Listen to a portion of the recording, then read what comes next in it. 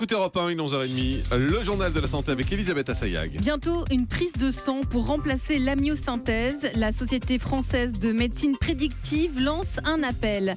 Le Chili vient d'interdire la vente des Kinder Surprise et des Happy Meal. L'objectif, lutter contre la malbouffe. Et puis, il existe 5 épices qui ont le pouvoir de vous rendre heureux. Les études l'ont démontré, parmi elles, la cannelle, le safran et le romarin. Bientôt une prise de sang pour remplacer l'amyosynthèse. C'est le souhait de la Société française de médecine prédictive. Elle a lancé un appel cette semaine à généraliser le recours du diagnostic non invasif. C'est un test sanguin qui permettrait de dépister les anomalies chromosomiques. L'amyosynthèse n'est pas un examen anodin. Il est pratiqué à partir de la 14e semaine de grossesse. Il consiste à prélever du liquide amniotique dans l'utérus à l'aide d'une aiguille plantée dans le ventre de la mère. Cette technique invasive présente un risque de fausse couche de l'ordre de 1%. Une simple prise de sang changerait tout. Écoutez les détails avec nos confrères de France 5. Une simple prise de sang pour éviter l'amyosynthèse. Cet examen médical qui consiste à prélever directement le liquide amniotique dans le ventre de la mère. Un geste qui n'est pas sans risque, alors détecter une trisomie 21 grâce à un test sanguin non invasif représente un intérêt médical majeur. C'est un test effectivement qui est très performant, qui a l'énorme avantage par rapport à l'amyosynthèse de reposer sur une simple prise de sang. Donc il est clair que c'est beaucoup plus acceptable et accessible pour une femme enceinte, puisqu'il va permettre donc d'arriver à un presque résultat sur une prise de sang et éviter l'amyosynthèse dans de nombreux cas. Il permet uniquement de repérer la présence d'une trisomie 21 et pas d'autres anomalies chromosomiques. Vouloir les proposer trop rapidement à une population trop large serait prendre un gros risque pour les femmes enceintes. Chez certaines femmes, il est important d'éliminer d'autres anomalies chromosomiques que la trisomie 21 et ces autres anomalies chromosomiques ne sont pas vues sur cette prise de sang. Le Chili interdit la vente de Kinder Surprise. Nous avons une société vraiment malade. Il est nécessaire d'avoir des politiques publiques très fortes, a déclaré le président du Collège des nutritionnistes du Chili. Avec un tel constat, une législation alimentaire très stricte entre en vigueur à partir de lundi prochain pour lutter contre la malbouffe.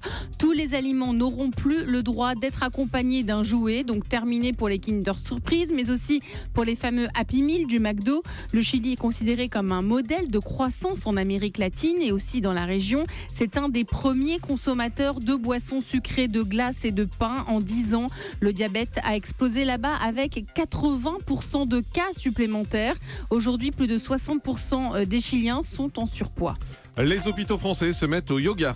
Après l'acupuncture et l'hypnose médicale utilisée lors des anesthésies, c'est au tour du yoga de faire son entrée dans les hôpitaux. Dans les hôpitaux de France, le yoga trouve petit à petit sa place auprès des patients cancéreux et ceux atteints de douleurs chroniques. À l'hôpital de la Pitié à Paris, par exemple, les séances de yoga sont destinées aux patients qui souffrent de maux de dos chroniques. Ces sessions s'inscrivent dans un programme de rééducation, de pilates. Ça dure plusieurs semaines et le but, c'est de redonner aux patients une mobilité à peu près normale et on leur apprend à gérer la douleur. Une pratique régulière du yoga favorise le sommeil et la sécrétion d'endorphines calme la souffrance et diminue la production des anti-inflammatoires. Parfois, les doses d'antidouleurs et d'antidépresseurs sont même diminuées. Les risques médicaux sont considérables quand on porte des chaussures de mauvaise qualité. L'Académie de médecine lance l'alerte dans un rapport rendu hier. D'un fabricant à l'autre, les pointures ne veulent rien dire, disent-ils, et la largeur du pied est rarement prise en compte dans le choix des chaussures.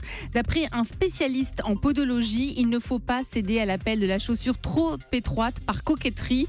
Les conséquences sur la santé sont nombreuses et très invalidantes, comme par exemple l'allus valgus douloureux, le syndrome de Morton, des dermatoses mécaniques. Et les pointures affichées sur les semelles renvoient à une norme établie en 1795. La pointure s'exprime en point de Paris. Le chiffre de votre pointure correspond à la longueur de votre pied multiplié par 2 tiers. Bref, c'est très compliqué et la largeur ne figure jamais. Ouais. Allez, on termine avec le chiffre du jour. 5 de nombreuses études et ouvrages de nutrition démontrent que certains aliments ont le pouvoir de nous rendre heureux. Quand on fait la synthèse de ces ouvrages, 5 aliments ressortent systématiquement des études. Le safran, il ciblerait les troubles de l'humeur et de la dépression. La cannelle pour booster la mémoire et la concentration. Le curcuma qui active l'hormone de la bonne humeur, la sérotonine. Le romarin qui donne un coup de fouet à l'organisme. Et enfin, le thym qui contient du lithium, un minéral aux vertus antidépressives et un acide aminé en tryptophane qui est précurseur de la sérotonine, essentiel pour le sommeil. Alors résumez-moi ça maintenant. Curcuma, safran, cannelle, romarin, étain. Merci beaucoup, Elisabeth Assayag.